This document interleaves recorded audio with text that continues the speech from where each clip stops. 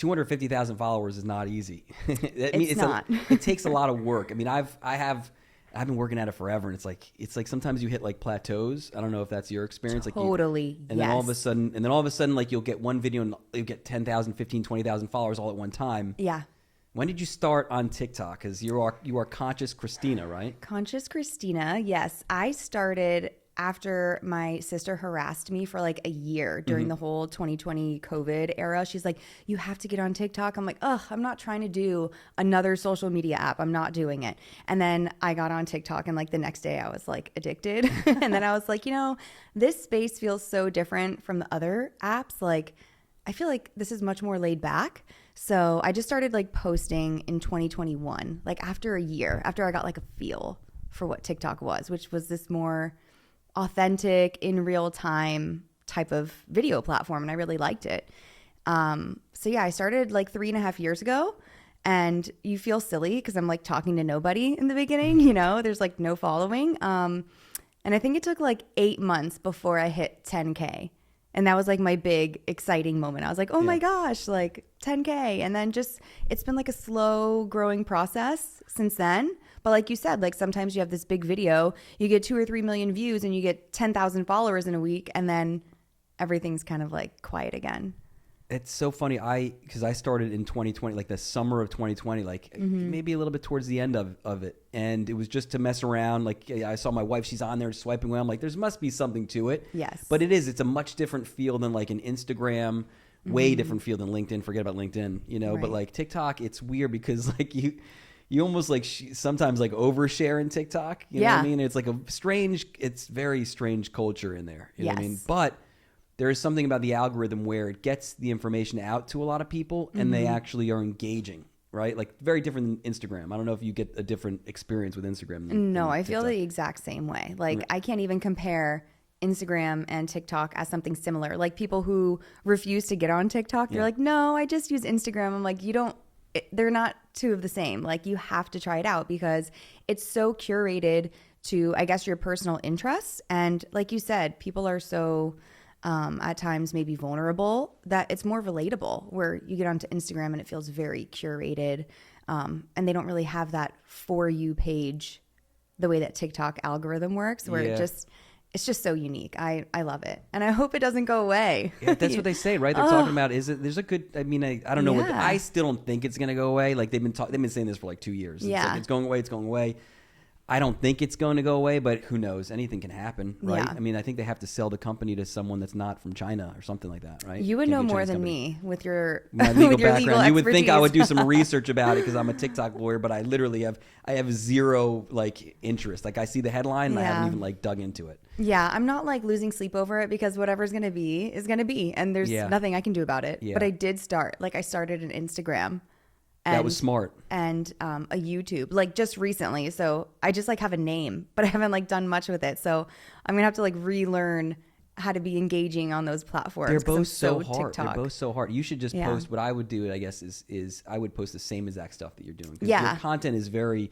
You're just there. You're talking about the seafood. You're talking about all the different nuances and stuff, and the frozen food, and the health wise, and safety, and the Mediterranean diet. I mean, that I think you should just go all in on Instagram because TikTok may be gone. I know. I hope it doesn't go away, but I definitely will be carrying on. I'm like, I cannot build myself to this point and then just kind of like lose it all for nothing. And it's been such a rewarding experience, There's tough moments for sure, being criticized on the internet. I'm sure you've had your fair share of comments and things that people have to say about you. But overall, like my content where I talk about healing naturally and lots of different benefits that you get from eating a Mediterranean diet. So many people are like, wow, I switched to this. I feel so much better. I've been, referencing your page for ideas and information. And that is so like, oh, no way. Like I made a difference in somebody's life because of my videos and I'm being helpful. Like it's such a cool feeling. So that's kind of what keeps me going on it, Yeah. Well, you're a tremendous resource for a community of people that are learning about something new. And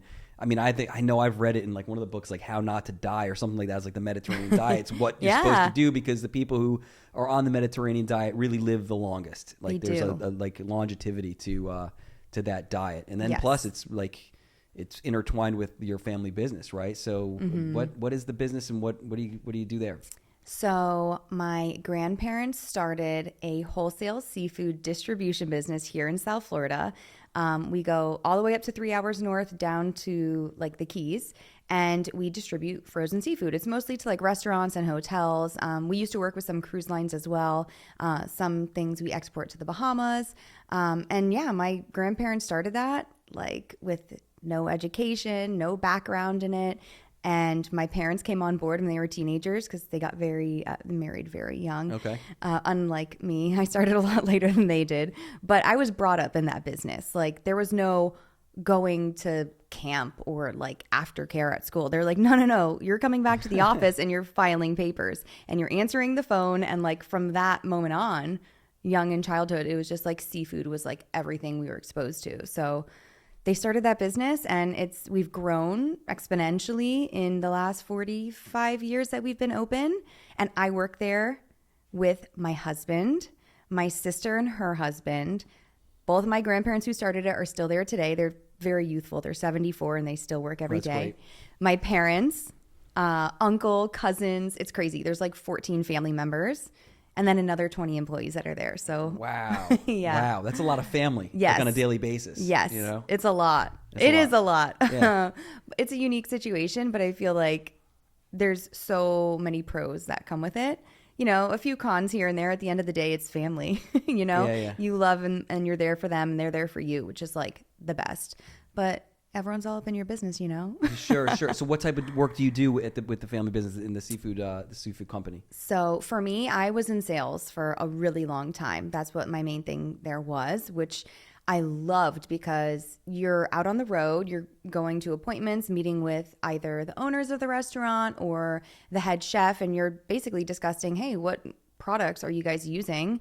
And you know, they have a lot of questions, so it's cool. You're kind of educating your customer all day long. They're asking, well, what kind of shrimp do you have? Well, what about the lobster? And they're bringing out their invoices, but I got this one cheaper. And I'm saying, well, look, it's glazed, so you're paying for 20% water. I'm offering you 100% product. So you're like, there's a lot of nuances to it. Yeah. And they don't even know it. And they don't even know, and they're, you know, running the restaurant or buying the product, preparing it, and we don't blame them for that. You know, there's so many companies out there selling different quality products. So like the one thing that my grandfather said from the very beginning when he started this business was like quality, service, price. That's like our slogan. Like, well, I like it. Yeah, we're very competitive on pricing, and quality, that's because service, price. Yeah. Right, good. Yeah. No, listen, the quality service is key. Yeah. I mean, having a family business, you're not talking to different people in and out all day. Every time someone calls for the past 20 years, they know who they're talking to. It's one of us, you know?